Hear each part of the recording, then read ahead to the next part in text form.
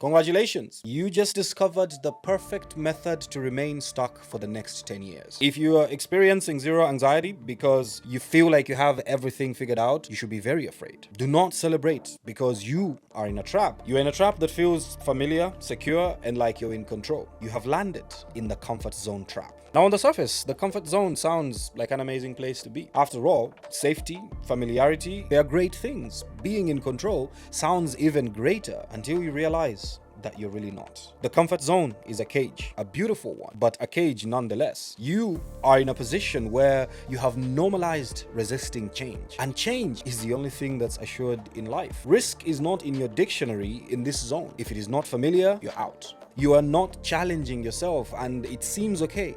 Because while you are stuck, you have some nice things. A comfortable car, a nice house, a pretty steady career. You may even be an above average performer. So again, you may be wondering, what is the big deal about being stuck in the comfort zone? That's what I want us to talk about today. Welcome to the Train of Thought podcast. And today we're talking about the dangerous comfort zone. Cue the intro.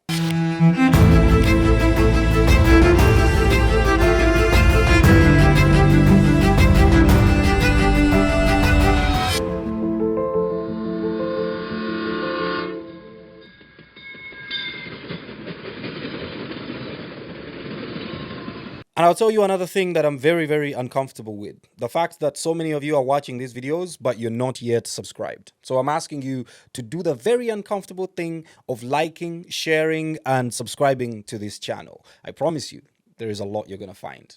Let's keep it going. You know, when people talk about the comfort zone, I feel like for most times they are thinking of it from a point of unstable comfort, right? Where you are, yes, comfortable, but you actually have signs of instability. But there are types of comfort that genuinely feel 100% secure. There are certain jobs that you look at and you know that this person is never going to get fired. This person is never going to lose their job. Like, who would have thought that the Liverpool's coach, Arne Slot, was going to get fired just early this week, when just a week before he was telling everybody how he was 100% sure his job was safe. He was comfortable, but you can't be comfortable with anything in this life, especially now in the AI world. Like, there are certain jobs that we genuinely believed AI could not do. I'll give you legal, for example. To become a successful lawyer, you needed not only to know what the hell you're talking about, but you had to pass the bar. Right? You had to have gone to law school, pass the bar, get all the certifications, and get the license to even be a lawyer. But guess what? The percentage of people that care about a lawyer with a license is actually small. Majority of people that need legal services, they want to draft contracts, they want to review contracts and stuff like that. And then AI came and said, well, we can do all of that for you. So now a large percentage that was hiring these lawyers that have all these degrees, they don't hire them anymore. They just use AI. Lawyers were comfortable, and it looks like AI couldn't disrupt their field until it did. The big deal is that the comfort zone is your enemy. At best, you become stagnant. Nothing changes at all, but like stale water, you start to attract flies and diseases. There's actually a thing when I was growing up, I used to go to this farm, and when an animal was injured, if it had like a wound on it or something like that, the farmers, as they were doing the treatment, they would make sure it doesn't sit down for long. Because when it sits down for long, that's when it attracts flies and other insects, which are going to feed off of its wound and infect it even a lot more. So they would always force injured animals to actually move around a lot more than the non-injured ones to protect them. Because when you sit still for long, you attract the flies. So you begin to deteriorate. Your skills and competence becomes obsolete, and you gradually fade into irrelevance. You are not protecting your life by staying comfortable. You are simply normalizing your resistance to reality. You are dying in slow motion, wrapped in a blanket of self-security. In this life, the only thing that is constant is change. And whether you like it or not, you will have to change. What being trapped in a comfort zone does is that it makes you not only resistant to change, but it makes you terrified of change. The Ugandan singer Bobby Wine has a song in which he says that the people that we fear the most fear us even more. They fear us so much that even if you popped a balloon, they would run away screaming. And it is true. A lot of the most comfortable people, they live in fear. They don't know, but they live in fear. And the slightest bit of discomfort is going to crash their entire world. People that have a 9 to 5 job freak out on the idea of freelancing. That's not to say 9 to 5 is bad. But freelancers are used to the hustle. They are used to things being unstable. So they will likely survive even when things get bad. But if you are some young lady somewhere that gets laid off after working years in a bank and you don't have those skills of instability and you can't find any other job, well, you start an OnlyFans. And if you are a guy, you start scamming because you don't have the capability to deal with the uncertainty for so many people. Because if you're very terrified of change, it robs you of your capability to survive. Adaptability is key to being human. So if you are not adapting, you are dying. And it's not just a human thing. Across the animal kingdom, across the plant kingdom, the only species that remain are those that can adapt. Over 90% of all species that have lived on this planet are dead now. We will never see them. We will never know what they looked like. We can only imagine what they looked like through the fossils that they left behind. And the reason all of them are dead is they did not evolve. They did not adapt. When the asteroid that hit the dinosaurs and wiped them off the face of the earth happened, the dinosaurs, which were huge and mighty and resilient, they couldn't adapt. But very small rodent-like creatures, very small mammals, managed to adapt and evolve over millions of years. And those tiny creatures are our ancestors today. We wouldn't exist if those tiny mammals did not adapt to the environment. It doesn't matter. Adaptation and refusing to be comfortable doesn't matter whether you're big or small. The adaptation is your capability to survive changing environments. If you only stick to the things that you feel comfortable with, it becomes a lot more difficult to adapt to changing environments. 30 years ago, being a secretary was a big deal. People went to school to learn secretariat studies. I remember actually my sister took a course where they did shorthand. And I think in that shorthand thing, the idea was to learn how to write very long sentences in short forms, but you can still remember what they are. And some of our parents, they were very successful secretaries and assistants in their youth. But do you want to become a secretary now? Does anybody? Would you want your child to be a secretary? When we know that there are AI meeting note takers that just take all the notes and give you the entire transcript without any stress. The job doesn't exist anymore, even though it looks like it was a very stable thing that only a human being could do. Let's look at something else. If you owned a Peugeot 504 in the 90s, you were a big deal. In fact, I think it was Idi Amin in Uganda that when Uganda qualified, and I may be wrong on this, but correct me in the comments. When Uganda qualified, I think for the first time in the Africa Cup of Nations, he offered every football player a Peugeot 504 if I think they reached the semifinals or something like that. And it was the biggest gift a president had ever given anybody in the whole of Africa at that time. It was such a big deal. But right now, how many of you can comfortably own a Peugeot 504? Anyways, if you were a mechanic that could fix the Peugeots back then, you would be in demand. You would never go hungry. How many people are driving Peugeot 504s today? What do you think happened to all the mechanics that only specialized in the Peugeots? Or people that specialized only in fixing VHS and cassette players? How many people are driving Peugeots now? What happened to all the mechanics that specialized in fixing Peugeots? Or people that specialize in fixing VHS and DVD players, or guys that specialize in only repairing Nokia 3310s or Segem phones. Some of you don't even know what those are, and I think my age is showing. If you believe that this unyielding law doesn't apply to your premium modern digital skills, you're already in the trap. I'm a semi-retired product engineer, and I can tell you there's a lot of the work that I used to spend weeks doing that Claude Code can do in minutes. The graveyard of this industry is filled with brilliant web developers who mastered assembly language and Fortran. They refused to evolve with the times. They were ruthlessly deleted by the market. IBM did not survive for a century by remaining loyal only to its blueprints. It survived through a continuous, painful cycle of internal destruction. This goes to say that no matter what your profession is, you can get caught in the comfort zone. This goes to say that no matter what your profession is, you can get caught in the comfort zone unless you actively and intentionally work against it. Some of you have dug a deeper hole in your trap and you call it having a niche. And then suddenly, when nobody cares about that niche anymore, you have nowhere to go because niches change. A lot of your niches are not even niches, they are trends. You know, the next stage of something after being trending it becomes tacky. Nobody wants anything tacky. You remember that time where everybody wore Supras and Venetian sunglasses and colored jeans and colored t-shirts and colored jackets? Where are they now? Like, imagine if people, not imagine, they actually did. Imagine the people that specialized in only importing those kind of clothing items, or people that built factories around making those items.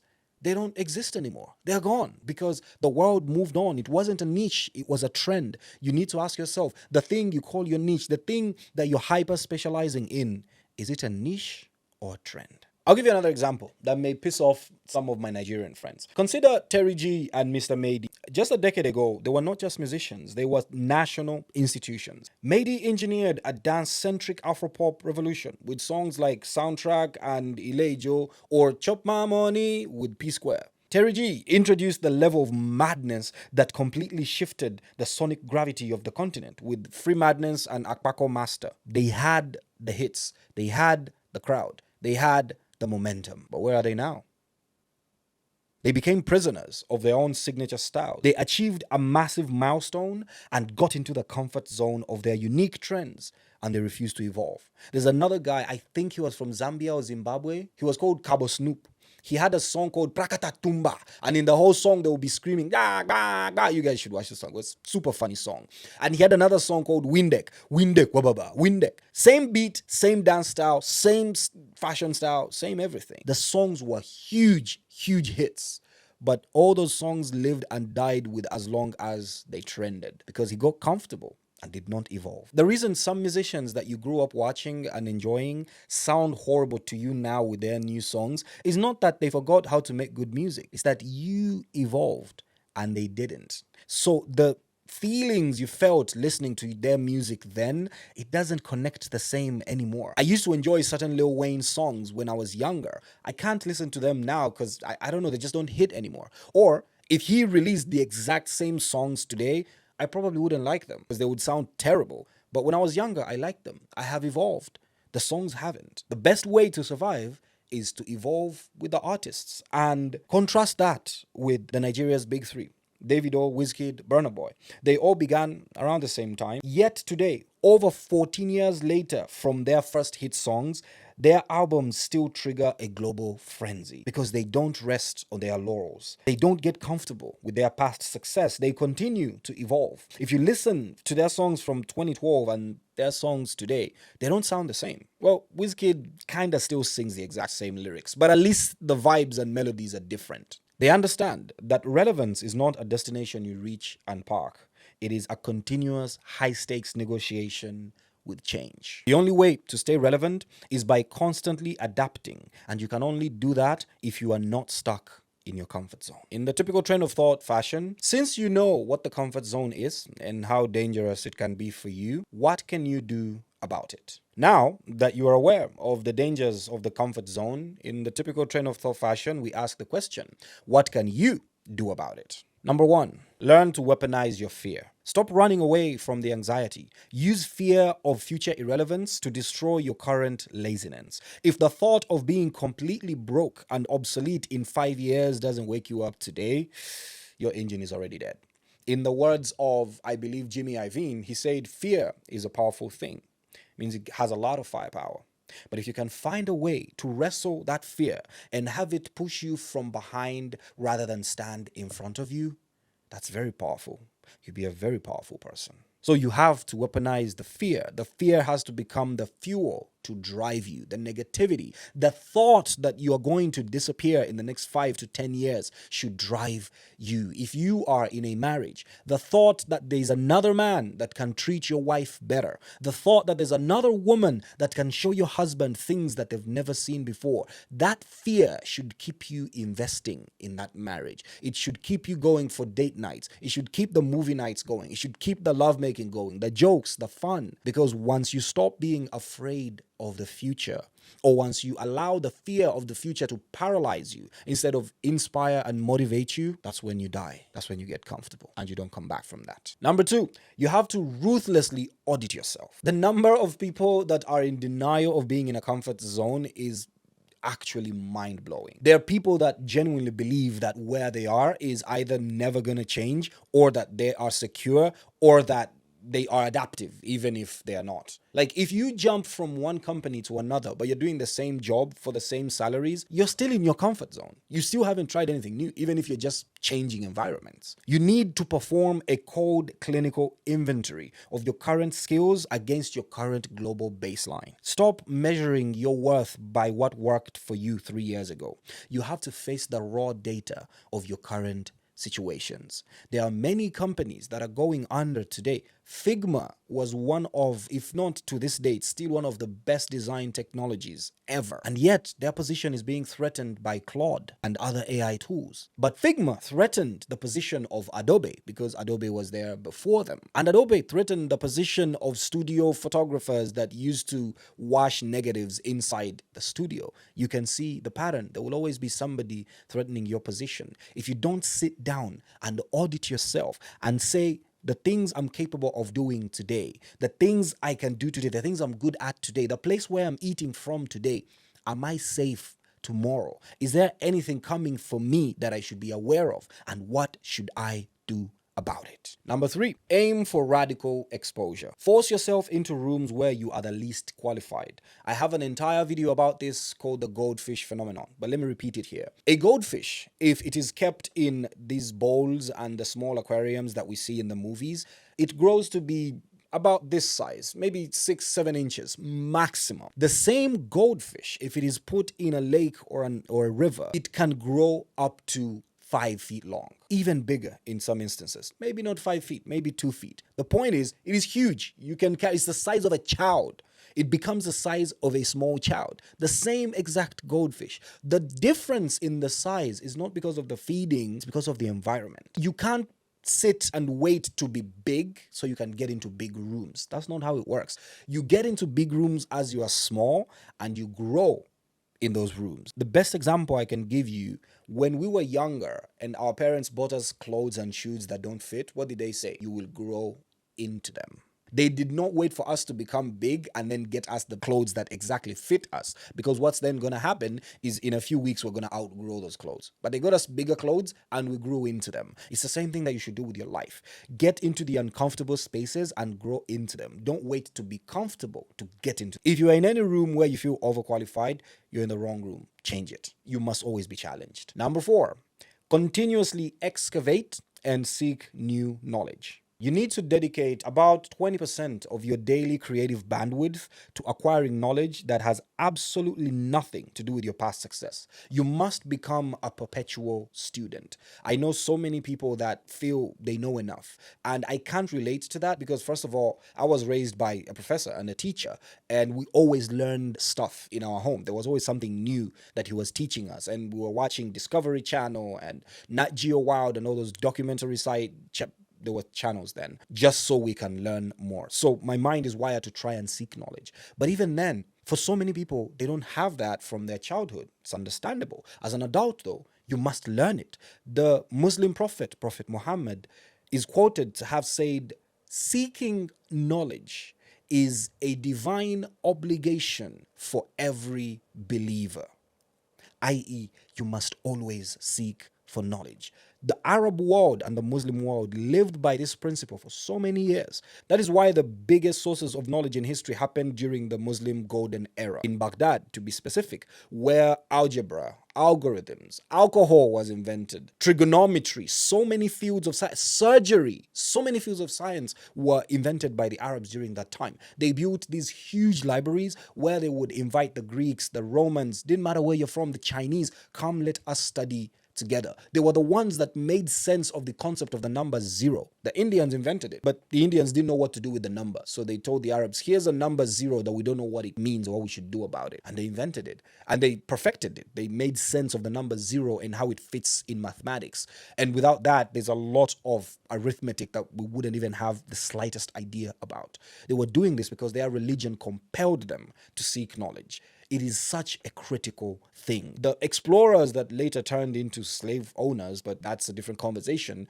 Originally, they were exploring, they were seeking for knowledge, and they discovered all these things from minerals to lands and so forth. So you must always be seeking knowledge. You can't be comfortable with what you know because it can be updated just like that. And then number 5, develop strategic anticipation. Only the paranoid survive. Stop driving by looking exclusively through the rearview mirror. Move on from your previous successes. Look at the horizon of your industry. Anticipate where the velocity is shifting and turn into that space very prepared. You can't anticipate everything, but you can observe what's changing and connect with those that are also looking ahead. Drake, one of the greatest artists of all time. One of the things that I realized has kept him relevant for this long is almost whenever a new artist was looking for an opportunity to blow up, Drake would collaborate with them. He was already a star, but he knew that he can't be a star forever. There'll be some young sounds that he didn't think about or didn't invent. So he would find the young stars that have invented that sound and partner with them. That way, he introduces them to the limelight, but when they become famous, they owe him because he brought them on. So he stays relevant year after year. For those that don't know, Drake brought us Kendrick Lamar. Drake brought us J. Cole. Not that he sponsored them or he was their producer or signed them, but he gave them a lot of big opportunities that led them to blowing up. Kendrick Lamar's first #1 was a collaboration with Drake. The song that introduced J. Cole to a lot of people was Jodeci, another collaboration with Drake. Rick Ross, same story. He did so much just by collaborating, but that also helped him stay relevant for such a long time. You must anticipate the new things that are coming and find a way to tie yourself onto those things. You find a way to adapt onto those things. Whatever happens, do not let yourself get comfortable, because if you stop moving, you stop living. My name is Hertz Fauzan, and I am your loyal conductor on the train of thought. The script of this episode was written by Imole, and it was directed by Latifa. Edited by Toby and Zaidan, and produced by Wole Ogidon. With a big special thanks to the entire train of thought team. From all of us to you, I'll see you on the next train.